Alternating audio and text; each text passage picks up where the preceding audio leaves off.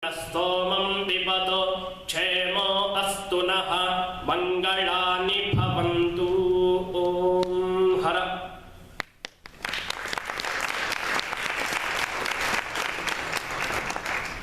Good evening and namaste. I'm Mohan.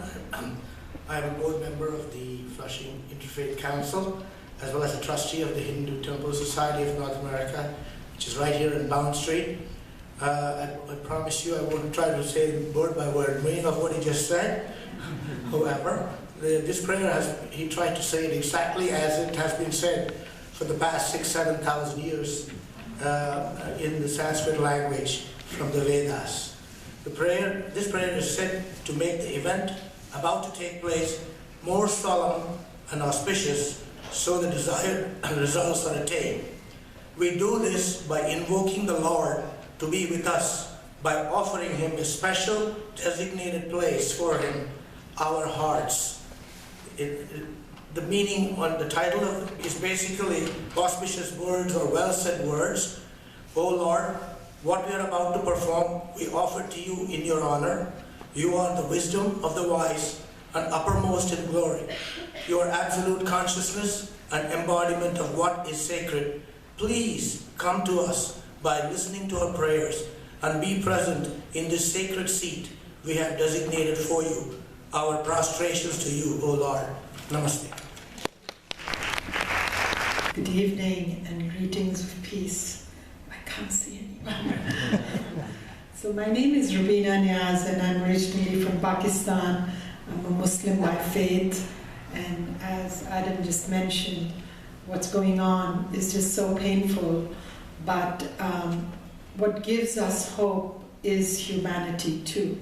So it pains me enormously when I hear news from Pakistan that minorities are being persecuted, that whether they are Hindus or Christians, or churches have been burned down, or there have been bomb blasts and sectarian violence and all of that.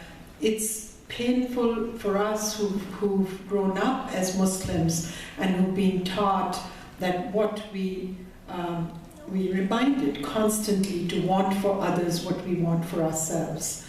And so when we are raised with those values, it kind of is, it's a contradiction, it's painful, and yet it is a reality, it's going on. And what hits sadly, what comes through the news is all the bad news. How many people got killed, how many places were burned down or whatever.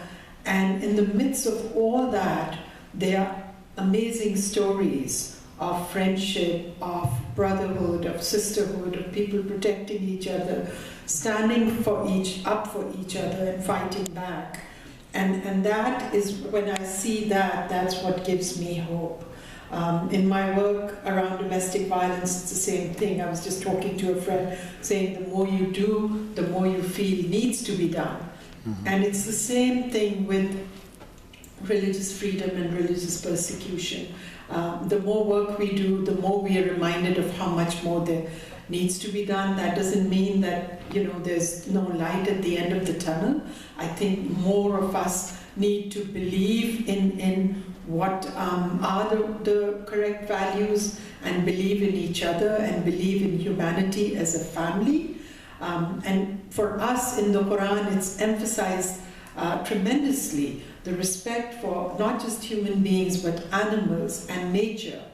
And we know what's happening with the environment. And so in the midst of all this violence and persecution and violation of human rights, I hope that each one of us and beyond us, that we will find humanity in each other, and we will build on those strengths to come together rather than divide ourselves and our communities. So I am happy to be here and very honored that I was invited to say a few words. I hope you enjoy your evening.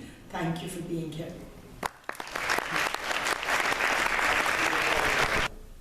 This is the most religiously diverse community on the face of the earth, as is the 7 train, by the way. Let's not forget. 7 train is now an historical monument for being the most diverse train in the world. This This is the cause of God itself. This is why God has come, to unite the people. Let us not make the cause of unity the cause of dissension. And now that the road has been made straight, let us not make it crooked once again. Thank you. Here. It's something that I just wrote the other day. Every now and then I get inspired.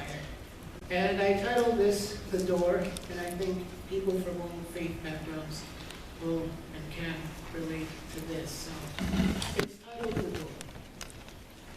There is a door in your heart inviting you to enter. Behind it lies the mystery of all mysteries.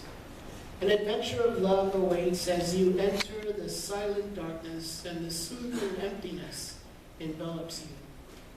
It is said by the ancients that it is the doorway to God, Allah, the great I Am.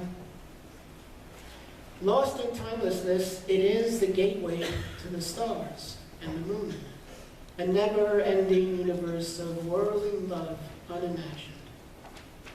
Open the door. Do not be afraid. Enter the heart and leave the world of illusion behind. Thank you.